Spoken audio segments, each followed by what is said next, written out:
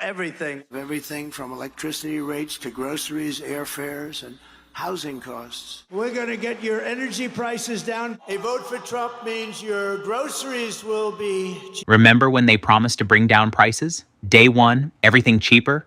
Groceries, gas, cars, everything. What changed? A war they started. Welcome to Partisan Pulse, where we break down the biggest political moments and expose what the headlines leave out. This isn't just about a war, it's about your wallet getting drained. Today, we're exposing how the MAGA movement is shamelessly flipping their script on your finances, demanding sacrifice for a crisis they ignited.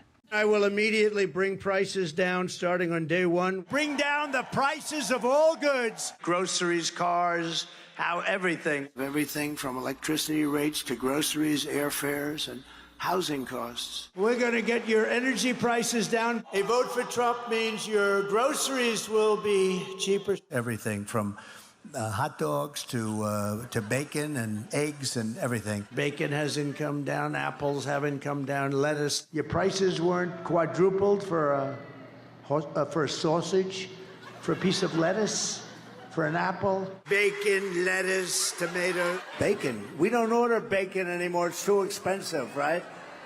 But it's all up too much, or we're going to get it down. You look at car insurance. I couldn't believe when I looked at those numbers this morning. I was studying numbers, and I looked at the car insurance numbers. It's incredible. Are we living in an alternate reality? This is a full-blown fire and brimstone declaration to slash prices on everything. Groceries, cars, housing, gas, you name it. He literally said day one. And now we're in a situation where those exact prices are skyrocketing, fueled by a conflict that his administration, or at least his loyalists, actively championed. The sheer audacity of this pivot from "I'll fix it all" to "it's your patriotic duty to pay more" is absolutely mind-boggling. That's measurable, that's documented, that's on the record. This is inflation. This is tic-tac. This is inflation. But here's the part no one is saying. It's about a complete and utter disconnect from reality. A multi-millionaire who clearly hasn't bought his own groceries or filled his own tank in decades, trying to explain inflation with a pack of Tic Tacs. Wait, what? Different size Tic Tacs? That's not how that works. It's insulting. It's not just cluelessness, it's a dismissive attitude towards the real financial pain Americans are feeling.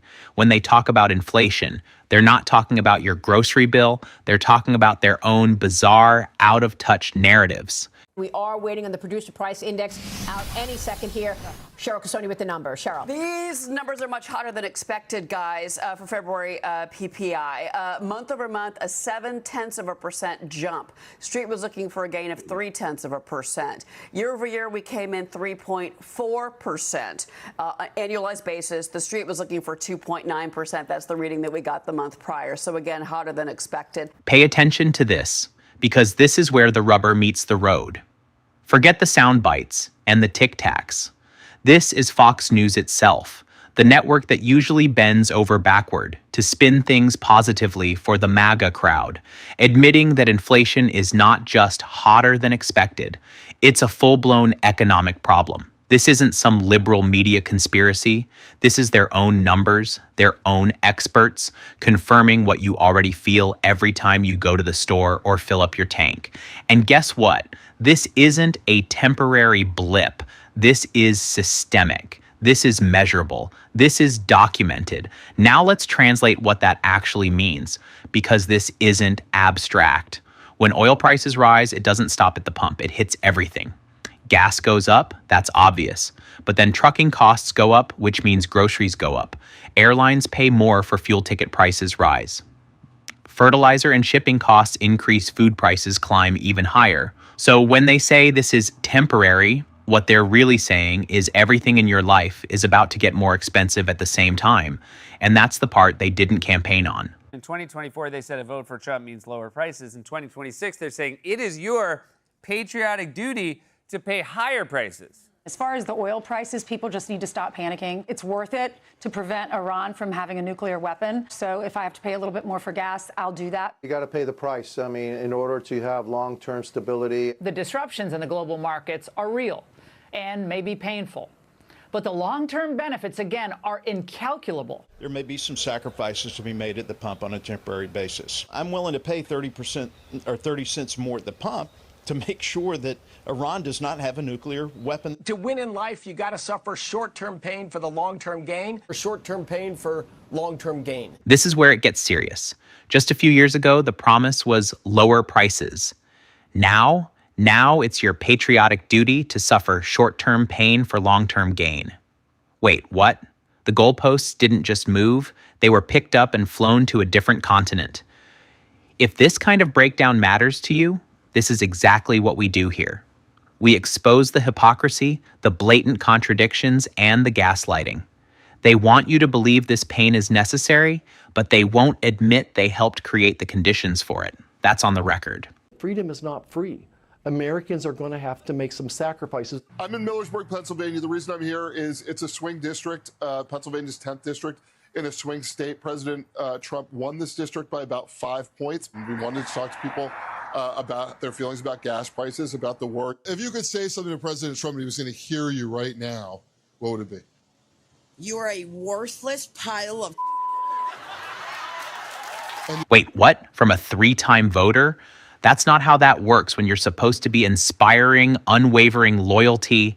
That's an admission of epic failure right there. This isn't some paid activist. This is their base, feeling the pinch and finally speaking truth to power. The building you see over there is under budget and ahead of schedule. That's the ballroom. To talk about a ballroom being under budget and ahead of schedule. Seriously? People are struggling, calling him names, and he's bragging about a ballroom? It shows a complete and utter disdain for the very people he claims to represent. The hypocrisy is staggering. From promising to lower prices on day one, to telling you it's your patriotic duty to pay more for a war they helped instigate, and then blaming everyone else while bragging about a ballroom. It's a masterclass in gaslighting. If you're tired of the spin and the outright lies, hit that like button, subscribe to Partisan Pulse, and ring the bell. We'll keep exposing the truth and holding power accountable because your wallet and your future depend on it.